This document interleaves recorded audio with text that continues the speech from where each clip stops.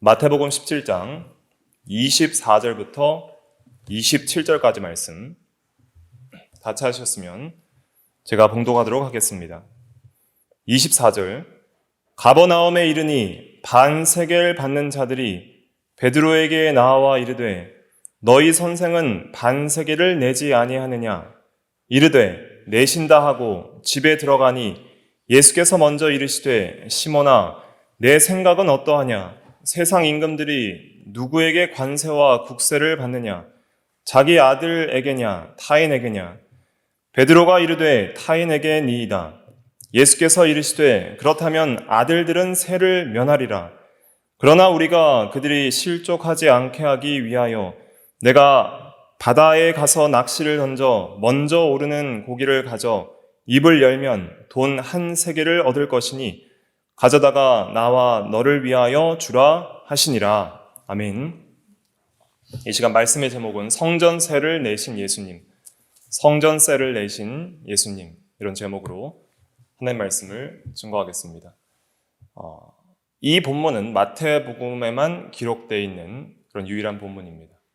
굉장히 짧고 또 여기서 무슨 교훈을 얻을 수 있을까 하는 그런 궁금증이 드는 그런 본문이기도 합니다. 그러나 이 굉장히 짧은 본문이 또 우리에게 많은 진리들을 가르쳐주고 있습니다. 먼저 우리가 역사적인 배경을 이해를 해야지 이 본문을 좀 이해할 수 있는데 반세겔 받는 자들이라는 것은 이제 성전세를 받는 자들이에요. 이 성전세는 이 당시 유대 나라가 로마의 속국이었기 때문에 로마에 내는 세금 말고 그다음에 유대 나라에서 이제 출애굽 이후부터 모세 시대 때부터 전통적으로 받아오던 성전세가 있습니다.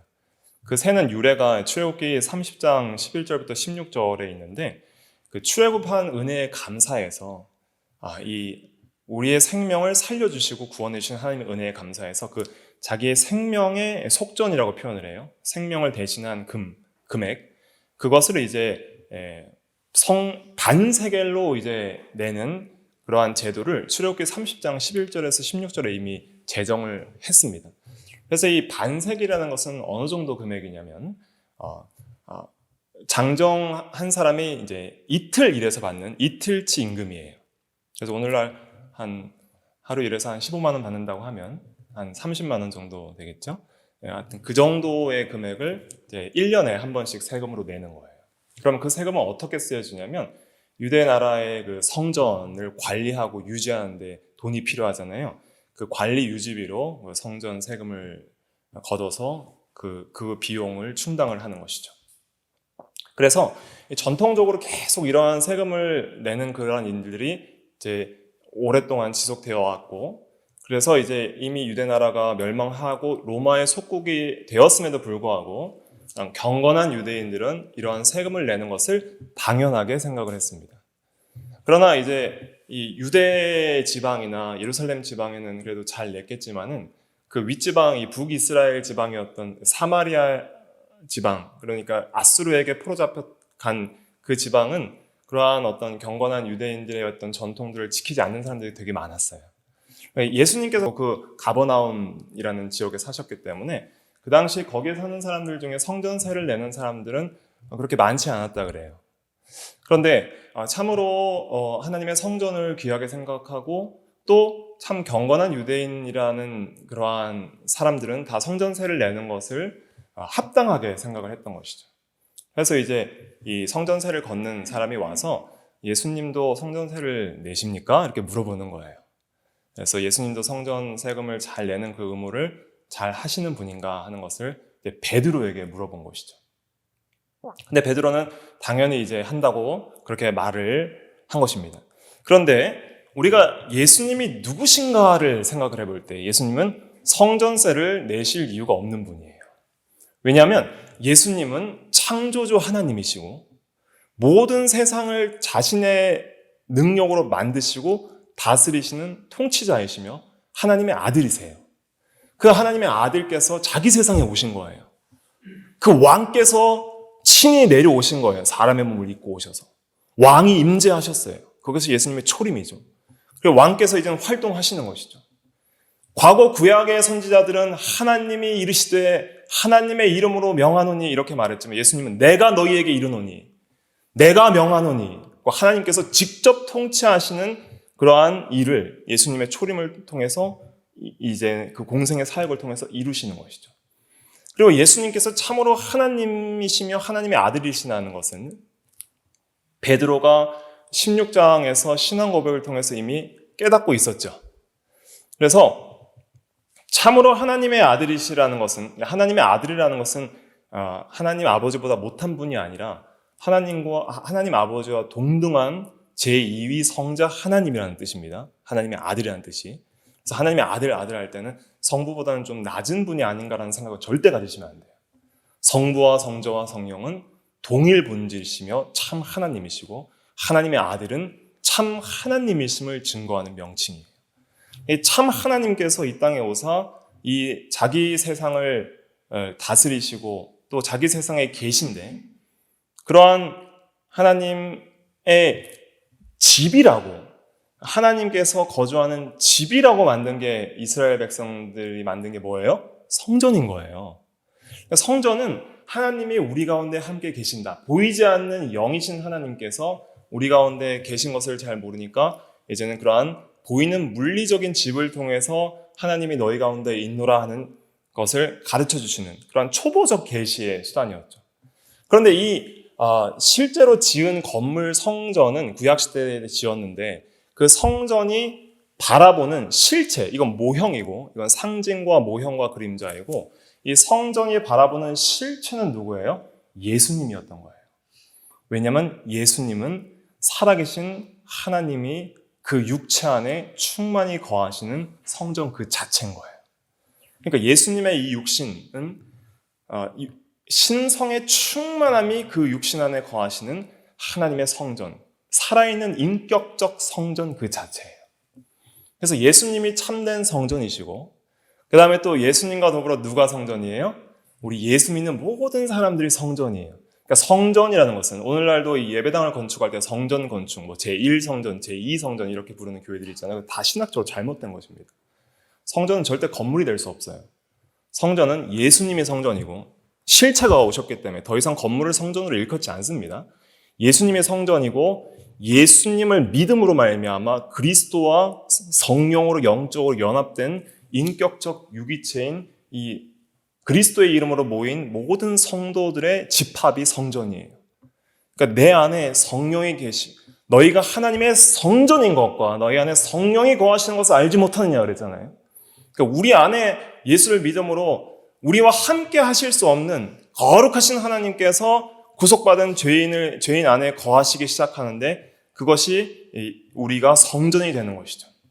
그리고 예수님과 더불어서 우리 모든 성도들이 이제는 하나님이 거하실 거룩한 처소가 되는 거예요. 그래서 여러분들의 그 존재와 정체성을 바르게 가지셔야 됩니다. 성도는 거룩한 하나님의 성전이다. 그리고 하나님이 거하실 합당한 처소가 되기 위하여 함께 성령 안에서 지어져 가느니라 그랬어요. 에베소 2장에 보면. 그러니까 우리는 하나님이 우리 안에 거하시며 우리와 함께 하시기에 합당한 자가 될 수 있도록 우리의 삶을 거룩하게 해 나가야 할 의무가 우리에게 주어지는 거예요. 이러한 성전 개념을 이제 예수님께서 구약의 그런 초보적인 진리들을 이제는 다 이제 폐하시고 실체가 오셔서 이제 실제 하나님께서 원하셨던 진짜 성전이 뭔지를 신약시대 때는 가르쳐 주시는 거예요. 그러니까 예수님은 성전 자체이시고 성전의 주인이시고, 그 성전의 세를 내는 그 성전, 사실은 구약에 예표했던 그 성전 건물의 실제 주인이신 그 집주인인 하나님이 예수님인 거예요. 그러니까 예수님은 성전세를 낼 필요가 있어요, 없어요? 없는 겁니다. 예수님은 주인이시기 때문에, 왕이시기 때문에 성전세를 낼 필요가 없으신 분이에요. 그리고 사실은 예수님은 온 땅과 하늘의 주인이시기 때문에 모든 피조물은 주님께 경배와 모든 것을 드려야 할 의무가 있지만, 주인은 자기가 창조한 세계의 무엇을 해야 할 의무가 없으신 분인 거예요. 그런데 예수님께서 성전세를 내시게 됩니다.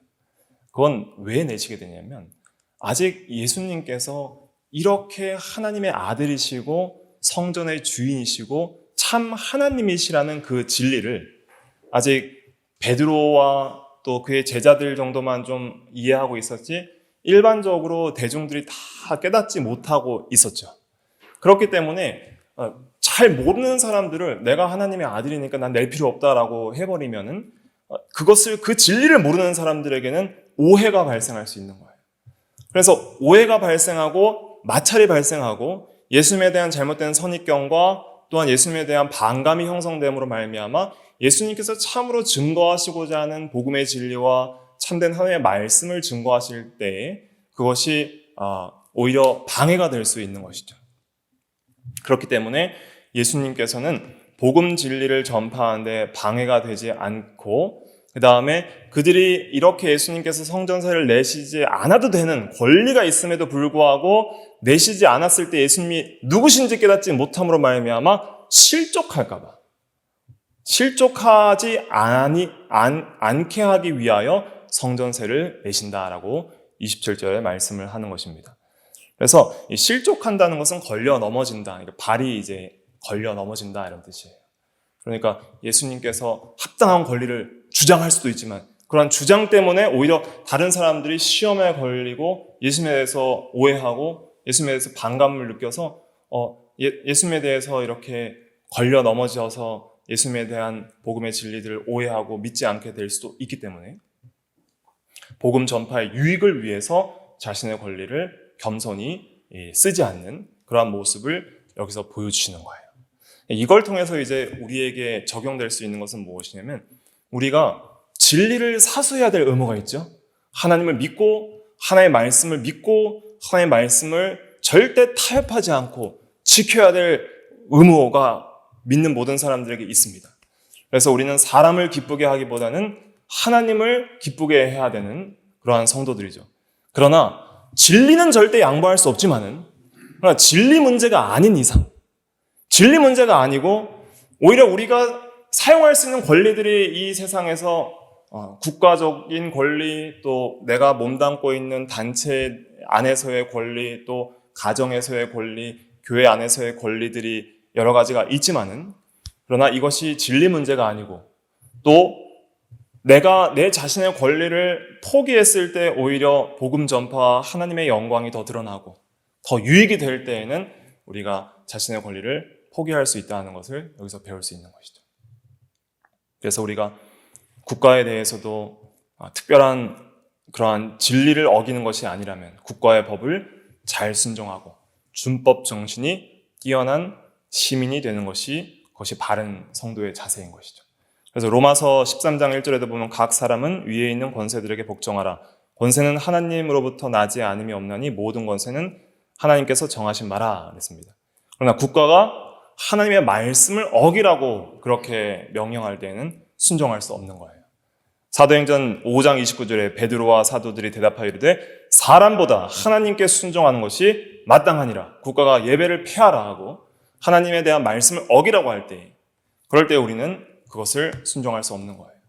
그러니까 잘못된 법을 입법하고 또 예를 들면 동성애를 합법화하고 이런 것들에 대해서는 우리는 절대 순종할 수 없는 것이죠. 그러나 그 진리 문제가 아닌 이상은 우리가 혁명적으로 질서를 깨트리거나 또 법을 함부로 어겨서는 안 되는 것입니다. 그래서 참 좋은 성도는 어떤 성도냐면 열광적으로 하나님을 따른다고 그냥 다른 사람들이나 이러한 법, 제도나 질서들을 무시하는 사람들이 아니라 정말 좋은 성도는 굉장히 젠틀한 성도가 되는 거예요.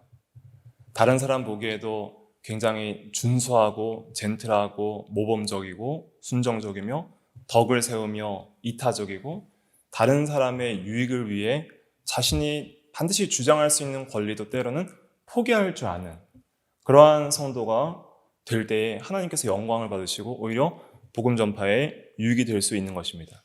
예를 들면 사도 바울이 그랬죠. 사도 바울이 자기가 쓸 수 있는 권리들이 있었지만은 그러한 권리들을 포기했다 그랬습니다. 고린도전서 9장 12절 한번 읽어볼게요. 고린도전서 9장 12절 말씀. 고린도전서 9장 12절 말씀 같이 읽어보겠습니다. 시작. 다른 이들도 너희에게 이런 권리를 가졌거든 하물며 우리일까 보냐. 그러나 우리가 이 권리를 쓰지 아니하고 범사에 참는 것은 그리스도의 복음에 아무 장애가 없게 하려 함이로다. 아멘. 그래서 바울에게는 결혼할 권리도 있고 또 사례비를 받을 권리도 있지만 그런 것들을 쓰지 않았다는 거예요. 그 외에도 또 여러 권리들이 있었지만 또 쓰지 않은 것이 있겠죠. 이러한 권리들을 쓰지 않고 하는 것은 어떻게 하든지 범사에 참는 것은 그리스도의 복음에 아무 장애가 없이 복음이 잘 전파되기 위해서 자기가 마땅히 사용할 권리도 포기한다는 것을 여기서 말을 하고 있는 것이죠. 그래서 우리가 교회에서도 진리 문제가 아닌 교회의 여러 외적인 형식과 또 모임에서 여러 가지 어떤 결정들에 있어서도 우리가 때로는 양보하고 때로는 내려놓을 필요도 있는 것입니다. 구체적인 하나의 예를 들면 또 김장할 때도 우리가 말이 많잖아요. 전라도식으로 해야 된다, 경상도식으로 해야 된다, 강원도식으로 해야 된다, 좀 짜게 해야 된다, 좀 맵게 해야 된다, 굴을 넣을 것인가 말 것인가 그것 가지고 많이 다투시기도 하시더라고요. 그러니까 그러한 문제에 있어서도 우리가 좀 양보하고 서로 이렇게 덕을 세우고 배려하고 하는 것들이 필요한 것이죠. 또 사회의 일원으로서도 우리가 소속된 단체에서 때로는 정말 귀찮고 쓸데없는 관습들이라고 생각되는 것이 있을 수 있지만 그것을 지켰을 때 꼭 우리의 영혼에 해가 있는가, 또 진리를 어기는 것이 되는가, 또 그것을 거절하면서 나의 권리를 이렇게 철저하게 주장하는 것이 그것이 신앙적으로 또 복음 전파에 하나님의 영광에 유익이 되는가 아니면 별로 유익이 되지 않는가, 이러한 것들을 점검해보고 우리가 생활하는 것이 매우 유익하다 하는 것을 주님의 모본을 통해서도 배울 수 있게 되는 것입니다. 그래서 성전세를 내신 것을 통해서 진리를 양보할 수는 없지만은 복음 전파와 하나님의 영광을 위해서는 자신의 권리도 포기할 수 있다는 것을 몸소 예수님께서 보여주신 것입니다. 그것이 이제 전체적으로 증거하는 주요 내용이고, 그 다음에 이제 부가적으로 우리가 여기서 깨달을 수 있는 귀한 진리들이 굉장히 많이 있습니다. 첫째는 무엇이냐면 전지하신 예수님을 여기서 배울 수 있는 거예요. 전지하신 예수님, 모든 것을 아시는 예수님입니다. 24절부터 25절 본문 다시 한번 같이 읽어볼게요. 24절부터 25절 시작. 가버나움에 이르니 반세계를 받는 자들이 베드로에게 나와 이르되 너희 선생은 반세계를 내지 아니하느냐. 이르되 내신다 하고 집에 들어가니 예수께서 먼저 이르시되 시몬아 내 생각은 어떠하냐. 세상 임금들이 누구에게 관세와 국세를 받느냐. 자기 아들들에게냐 타인에게냐. 여기서 보면 예수님이 안 계실 때 베드로 혼자 반세계를 받는 자와 세금 내는 것에 대해서 대화를 했습니다. 예수님께서는 집에 따로 계셨죠. 그런데 베드로가 집에 들어왔을 때 예수님은 베드로의 어떤 말을 듣기 전에 미리 모든 베드로의 말과 행동을 전에 있었던 일들을 다 아시고 먼저 물어보신 거예요. 이걸 통해서 우리가 알 수 있는 것은 예수님께서는 우리의 마음과 말과 행동을 다 보고 계신다는 것을 깨닫는 거예요. 굉장히 사소한 일에 있어서 굉장히 어떤 의미에서는 사소한 대화들일 수 있는 거예요. 정말 우연히 만난 사람과 사소한 대화를 하고 있는 그 대화와 행동, 마음가짐을 예수님께서는 다 꿰뚫어 보고 계시는 거예요. 그 중심을 보시기도 하셨죠, 예수님께서는. 마음속으로 생각하는 바리새인들의 악한 마음들까지도 예수님께서는 다 꿰뚫어 보시고 이렇게 말씀하시는 내용들도 여러 기록이 되어 있고, 그래서 우리가 이 세상을 살아갈 때 우리의 매일 하는 행동과 말과 마음과 생각들을 보고 계시는 주님이 있다는 것을 우리는 확실히 믿고 주님 앞에서 살아가는 성도가 되어야 됩니다. 주님은 우리의 모든 마음과 생각과 말과 행동을 다 보고 계시고 우리 듣고 계시는 거예요. 우리가 목사를 속일 수도 있고 가족을 속일 수도 있고 또 이웃을 속일 수도 있습니다. 그러나 절대로 그리스도는 속일 수가 없습니다. 우리 주님께서는 우리의 모든 삶을 보고 계시는 것이죠. 시편 139편 1절부터 4절에 이렇게 기록이 되어 있습니다. 여호와여 주께서 나를 살펴보셨으므로 나를 아시나이다. 주께서 내가 앉고 일어섬을 아시고 멀리서도 나의 생각을 밝히 아시오며 나의 모든 길과 내가 눕는 것을 살펴보셨으므로 나의 모든 행위를 익히 아시오니 여호와여 내 혀의 말을 알지 못하시는 것이 하나도 없으시니이다 그랬습니다.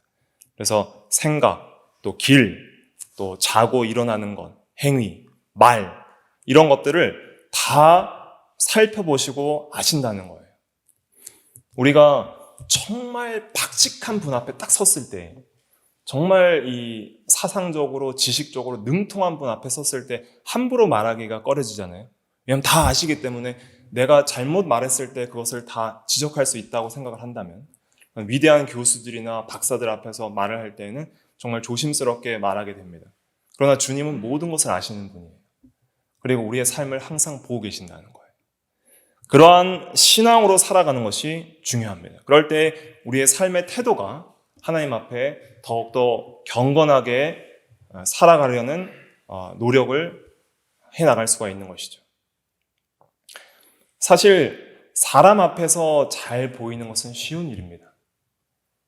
그러니까 이단이 신앙생활하기 쉬운 곳이에요. 이단은 누구한테만 잘 보이면 돼요? 교주한테만 잘 보이면 돼요. 그리고 목사를 높이고 추종하는 교회는 신앙생활하기 좋은 교회입니다. 목사한테 잘 보이면 되는 거예요.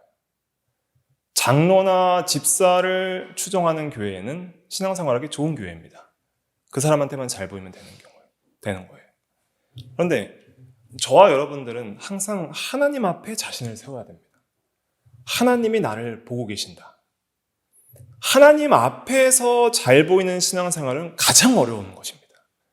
항상 마음과 말과 생각과 태도를 항상 보시고, 우리는 중심이 우리의 마음을 다 드린다 할지라도 우리가 모르는 죄들이 너무 많아요. 그렇기 때문에 하나님 앞에 우리가 보기에 아무런 부족함이 없어도 하나님 보시기에는 부족한 것들이 있을 수 있는 거예요. 그러니까 하나님 앞에서 사는 그 신앙생활만이 그것이 참된 신앙생활이고 그것이 참으로 하나님께서 기뻐하는 삶입니다. 그것을 라틴어로는 코람데오라고 하죠. 코람데오. 하나님 앞에서, 데오는 하나님이, 코람은 앞에서, 하나님 앞에서 사는 삶.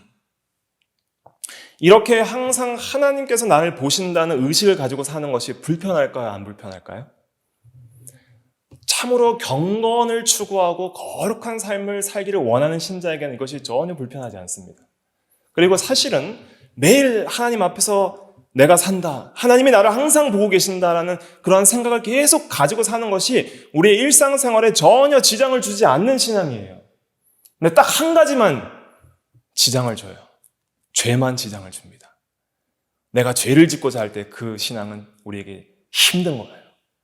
내가 욕심을 가지고 죄악된 마음을 가지고 있을 때에는 하나님 앞에서 내가 살아야 된다는 그 진리만큼 싫은 게 없습니다. 그래서 하나님을 피해서 숨고 싶은 거예요. 범죄한 아담과 하와가 동산 나무 사이에 숨었던 것처럼 우리는 하나님이 보시지 못할 것이다 생각하고 우리의 마음과 생각으로 마음껏 죄를 짓는 그런 환경을 찾아가는 것이죠. 그러나 그럴 수 있는 데는 없습니다. 어디에나 하나님은 계시고 우리 주 예수 그리스도께서는 육신으로는 한 장소에 하나님 보좌 우편에 하늘나라에 계시지만 그의 신성으로서는 온 땅과 하늘에 충만하시고 그리고 우리의 모든 삶을 불꽃 같은 눈동자로 보고 계시는 거예요. 그리고 아주 사소한 말까지도 다 기억을 하십니다. 그래서 우리 사람이 무슨 무익한 말을 하든지 심판날에 이에 대하여 신문을 받으리라 라고 마태복음 12장 36절에 말을 하고 있는 거예요. 우리가 정말 무익한 말, 그냥 쓸데없는 말 하고 나도 잊어버린 그 말도 예수님께서는 다 기억하시고 심판 때에 이 일에 대해서 하나님께서 옳고 그름을 따지실 것입니다. 그러니까 우리가 항상 하나님 앞에서 사는 신앙생활을 가져야 됩니다. 영국의 무신론자들이 이런 광고를 버스에 했습니다. There is probably no God. Now stop worrying and enjoy your life. 번역하면은 아마도 하나님은 없을 거예요. 그러니까 걱정 그만하세요. 그리고 인생을 즐기세요. 그러니까 그들에게는 하나님이 있다는 존재 인식이 걱정거리인 거예요. 왜냐하면 하나님이 계시면 내가 마음대로 살았을 때 반드시 행한 대로 심판하실 거라는 그러한 생각이 사로잡고 있으니까. 그러니까 하나님이 우리의 삶을 보시고 심판하신다는 것은 무신론자들에겐 걱정거리인 거예요. 그러니까 하나님은 없습니다라고 선포하는 것도 아니고 아마도 probably 해서 아마도 없을 거예요. 그러니까 걱정 마세요. 그리고 당신의 삶을 즐기세요. 그것이 무신론자들이 예를 들면 그 옥스퍼드의 유명한 무신론자인 리차드 도킨스와 같은 그러한 사람이 이제 후원하는 그런 캠페인이에요. 2008년도에 이제 난 기사였는데, 그러니까 죄악된 마음과 욕심을 가지고 있는 마음은 뭘 싫어해요? 하나님이 우리의 삶을 주관하고 보고 계시고 하나님이 계신다는 것을 싫어하는 거예요. 그것이 나의 마음대로 살아가지 못하게 막는 것이니까. 그러나 정말 그리스도를 통하여 나의 죄를 사함받고 언제나 그리스도를 통하여 우리가 받으실 만한 하나님의 자녀가 되고, 그리고 우리를 구속한 목적이 하나님 앞에 거룩한 삶을 살기 위한 것이고, 그러한 하나님의 영광을 위해서 거룩한 삶을 추구하는 열심히 있는 사람들에게는 하나님 앞에서 사는 그 신앙이 무엇보다도 즐거운 거예요. 왜냐하면 하나님 앞에서 사는 그 삶을 통해서 하나님의 사랑을 느끼고 하나님의 보호하심과 능력과 생명에 속한 모든 은혜들을 부어주시는 놀라운 은혜들을 맛보고 하나님과 교제하며 하나님과 사귀며 하나님과 동행하는 그 삶이 이 세상의 그 어떤 것과 함께하는 것보다 더 기쁜 것입니다. 그러니까 이 세상에 아무것도 없어도 하나님이 계시면 모든 것을 가진 것이니 하나님은 모든 것의 근원이고, 이 세상에 모든 것을 가져도 하나님이 없으면 아무것도 없는 것이니 하나님은 모든 것이기 때문이죠. 그러니까 여호와로 말미암아 기뻐하고 나의 구원의 하나님으로 말미암아 즐거워하는 하박국과 한나와 같은 그러한 신앙이 우리에게 필요한 것입니다. 그래서 하나님은 살아계십니다. 그리고 우리의 모든 삶을 보고 계십니다. 그 앞에 살아가는 저와 여러분들이 되어야 하는 것입니다. 죄악된 마음만이 이걸 싫어합니다. 경건한 마음만이 이것을 좋아합니다. 세 번째 우리가 알 수 있는 것은 예수님은 절대 주권자라는 거예요. 절대 주권자. 절대 주권이라는 것은 무엇이냐면 최고 통치권을 가리킵니다. 최고 통치권, 최고 왕권을 가리키는 거예요. 모든 세상을 창조하시고 친히 자신의 뜻대로 통치하시고 다스리시는 전능하신 능력이 있는 하나님, 그 하나님을 말할 때 우리는 절대 주권자라는 표현을 쓰는 거예요. 그 하나님 위에 더 높은 통치권과 권세와 능력은 없다 하는 것이죠. 그것을 무엇을 통해서 알 수 있냐면 아주 사소한 미물인 고기까지 다스리시는 예수님의 통치 능력을 통해서 여기서 하나님의 절대 주권을 나타내 보이시는 것입니다. 27절 한번 같이 읽어볼게요. 오늘 본문 27절 시작. 그러나 우리가 그들이 실족하지 않게 하기 위하여 내가 바다에 가서 낚시를 던져 먼저 오르는 고기를 가져 입을 열면 돈 한 세겔을 얻을 것이니 가져다가 나와 너를 위하여 주라 하시니라. 네. 그냥 자기가 가지고 계신 그러한 돈을 써서 줄 수도 있겠죠. 근데 아마도 어떤 학자들은 해석하기를 그것도 없었다.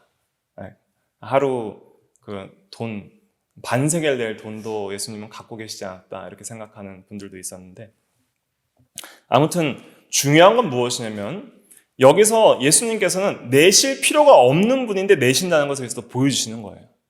모든 세상을 다스리시는 하나님이고 만왕의 왕이요 만주의 주인이신 그 주인께서 성전세를 내실 의무가 없지만은 그런 내시는데 그 내시는 방식이 자신이 참으로 하나님이시며 절대 주권자이심을 드러내는 방식으로 내시는 거예요. 고기까지 주장하시고 동전의 위치까지 주장하시는 예수님께서 베드로에게 명령하시는 것입니다. 낚시를 던져서 첫 번째 잡는 물고기의 입을 열면 한 세겔이 있을 것이니 그 한 세겔을 나와 너를 위하여 주라. 그래서 그렇게 놀라운 기적적인 사건을 통해서 그 성전값을 내게 되는 것이죠. 그러니까 우리는 여기서 이 모든 세상이 그냥 우연 곱하기 시간으로 흘러간다고 생각해서는 안 됩니다. 모든 세상에 우리 인간의 생사화복과 부함과 가난함과 모든 물질 세계의 자연 법칙과 우연과 여러 가지 일들은 전부 저절로 우연히 이루어지는 것이 아니라 절대 주권자이신 하나님의 통치 아래에 있다는 것을 믿어야 되는 것이죠. 이러한 신앙이 우리에게 어떠한 이 위로와 소망을 주냐면 우리의 삶이 절대 하나님 손 밖에 나가는 일이 없다는 거예요. 때로는 우리가 여러 가지 시험과 낙심한 일이 들더라도 하나님의 부성적인 사랑의 손길 안에서 언제나 있고 우리가 하나님을 의지할 때 반드시 하나님께서 우리의 삶을 인도하신다는 믿음을 가질 수 있는 것이죠. 베드로에게 아마 반세기 없었을 거예요. 아마 없었다고 한다면 반세기를 낼 돈이 없는데 하나님의 말씀을 순종하니까 반세기를 주시는 거예요. 그러니까 하나님께서 모든 세계를 창조하시고 다스린다면 우리는 그 절대 주권자 앞에서 절대 의무를 가지게 되고 그리고 그러한 의무대로 우리가 믿음과 순종의 삶을 살면 하나님께서 우리의 삶을 책임지신다는 그러한 위로와 소망을 갖게 되는 거예요. 여기서 강한 신앙이 나오는 것입니다. 여기서 강력한 신앙이 나오는 거예요. 하나님이 모든 걸 통치하지 않는다고 믿는 털끝만한 먼지 같은 부분이라도 통치 않는 부분이 있다고 생각한다면 우리는 하나님을 온전히 신뢰할 수 없는 거겠죠. 때로는 다른 우상이나 다른 사람이나 다른 권력자들을 신뢰하겠죠. 그러나 모든 세상을 하나님께서 창조하시고 하나님이 친히 주권적으로 1.1획도 먼지 털끝만한 것도 예외 없이 다 다스린다고 믿는다면 우리는 하나님께 순종하는 것만이 우리 삶의 유일한 생명이며 소망임을 깨닫는 거예요. 하나님께 순종하고 사는 것만이 참된 생명의 삶이고 복된 삶이구나. 그러므로 우리는 하나님께 순종하는 것이 마땅하다. 절대 진리를 타협하면 안 되겠구나. 나의 힘과 능력으로 살아가는 것 같지만은 하나님이 인도하시고 통치하시고 주장하시는구나 하는 것을 깨닫고 우리가 말씀을 순종하며 사는 것이 얼마나 중요한 것을 여기서 깊이 있게 깨닫는 거예요. 만약에 하나님이 한 90% 통치하시고 알라나 다른 이상한 이방신이 한 10% 통치한다면 그 10% 통치하는 지역에 가서 우상 숭배하면 되는 거예요. 그렇죠? 근데 그 어떤 것도 하나님의 통치 영역에 벗어나는 곳이 없어요. 그럼 우리는 어떻게 살아야 됩니까? 하나님의 통치에 순종하며 사는 것만이 생명길이라는 것을 깨닫게 되는 것입니다. 네 번째는 말씀을 믿고 순종할 때의 역사가 일어납니다. 하나님께서 그냥 짠! 하고 한 세계를 창조하셔서 줄 수도 있죠. 근데 베드로에게 명령을 하시는 거예요. 가서 낚시를 던져 첫 물고기를 잡아 입을 열어라. 그때 한 세계를 얻을 것이다. 여기서 무엇을 가르쳐 주냐면 우리의 인간의 책임이 반드시 필요하다는 것을 가르쳐 주는 거예요. 그냥 하나님을 믿으니까 그냥 가만히 있으면 되느냐? 그렇지 않습니다. 우리의 삶에 있어서 내가 해야 될 마땅한 믿음과 순종의 삶을 부지런히 책임감 있게 살아갈 때에 말씀을 믿고 순종할 때에 역사가 일어나는 거예요. 믿고 순종할 때 역사가 일어나지 가만히 있으면 한 세계를 나타나는 것이 아닙니다. 반드시 하나님의 말씀대로 이루어질 걸 믿는 거예요. 베드로가 예수님 어떻게 고기를 제가 지금까지 어부로 살았는데 낚시한다고 고기에서 입에서 동전이 나오겠습니까? 말도 안 되는 소리 하지 마시고 그냥 저에게 돈을 좀 주십시오라고도 할 수 있는 거잖아요. 불신하는 것이죠. 그런데 아무런 토를 달지 않고 예! 하고 순종하는 거예요. 하나님께 대한 순종은 이런 것입니다. 어린아이 같이 예! 하고 아멘! 하고 순종할 때 그렇게 순종하는 사람에게 하나님께서 역사를 일으키시는 거예요. 믿고 순종하는 자에게 그 말씀대로 역사가 일어납니다. 그럴 때 하나님의 말씀은 진리임이 체험적으로 경험적으로 깨달아지는 거예요.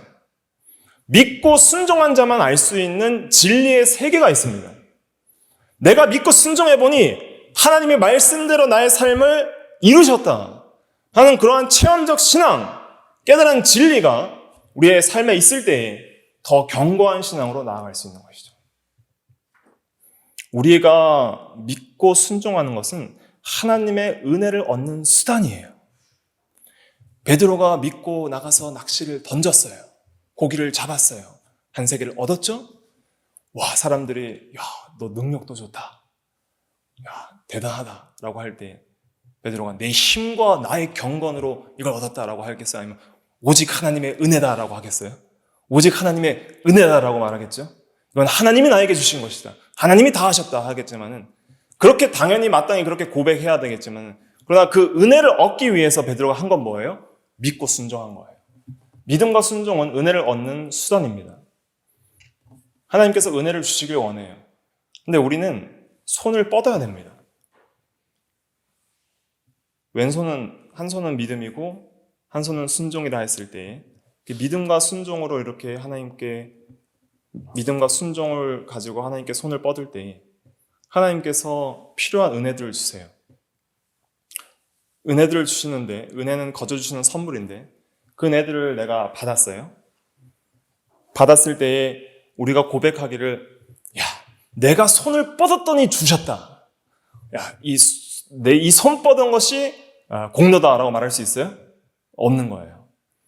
손을 뻗어도 주는 사람이 안 주면은 못 받는 거예요.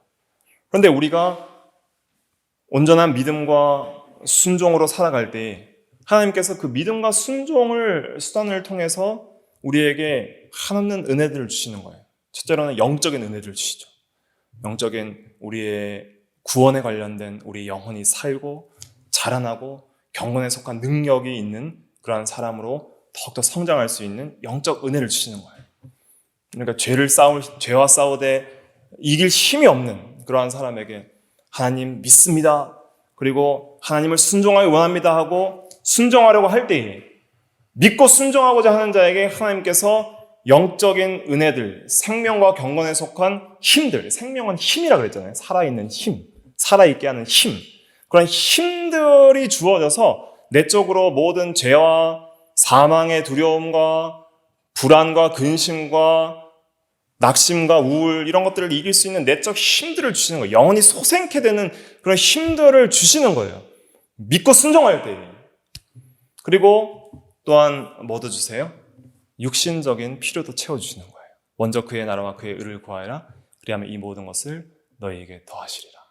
네, 반세겔, 육신적인 반세겔의 필요도 믿고 순종하는 자에게 주시는 거예요. 그러나 우리가 해야 될 건 있어요. 믿고 순종하고 부지런하게 살아가야 돼요.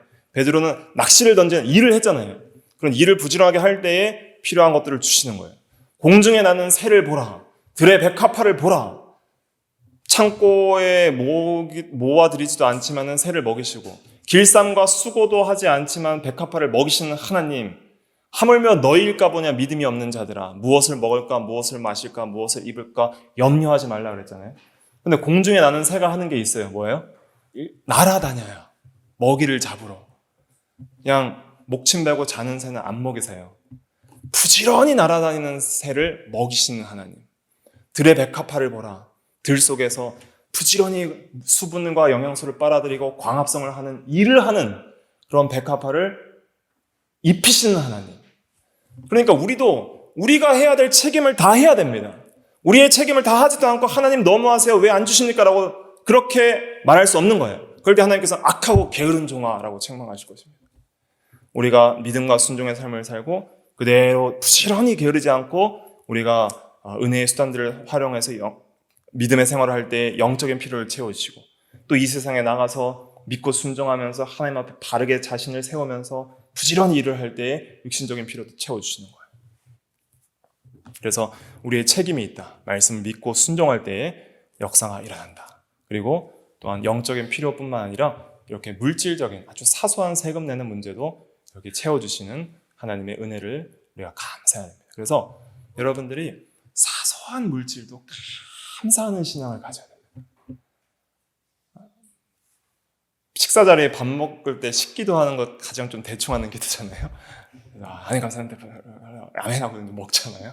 그러시지 마시고, 저도 그럴 때가 종종 있는데, 하나님 오늘 이렇게 일용할 양식을 주시면 감사합니다.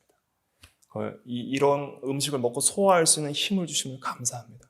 이 힘을 통해서 영육이 하나님 앞에 살아갈 수 있는 그런 힘을 얻게 하시면 감사합니다. 모든 것이 하나님께로부터 났고 모든 것이 하나님께서 주심을 믿고 감사하며 하나님께 영광을 돌리오니 우리의 삶을 통해서 하나님의 영광을 받으시옵소서. 그럼 간절한 태도로 그 음식 하나를 먹을 때 그냥 아무런 그런 마음도 감도 없이 먹는 거랑은 완전히 다른 그런 은혜들을 우리가 느낄 수가 있는 것이죠. 그래서 정리하면 첫째는 예수님께서 성전세를 내신 걸 통해서 진리는 양보할 수 없다. 진리는 절대 타협할 수 없지만 복음 전파와 하나님의 영광을 위해서는 때론 자신의 권리를 포기할 수 있다는 것을 가르쳐 주셨고, 또 전지하신 예수님께서 모든 것을 보심을 가르쳐 주심으로 우리는 하나님 앞에서 살아야 한다 하는 것을 깨닫게 되는 것이고, 셋째는 절대 주권자 예수님을 통해서 모든 만물을 다스리는 주님을 의지하며 순종하며 살아야 된다. 또 네 번째는 우리가 우리의 책임이 있다는 것. 모든 것을 주관하시고 다스리지만은 그냥 주시는 것이 아니라 믿고 순종하는 자에게 역사를 베푸시는 하나님이시다. 그리고 또 우리의 물질적인 필요까지 채워주시는 그런 하나님이시다 하는 것을 깨닫고, 우리가 더 하나님 앞에 바른 신앙으로 살아가는 또 저와 여러분들이 다 되어야 되겠습니다. 잠깐 기도하겠습니다.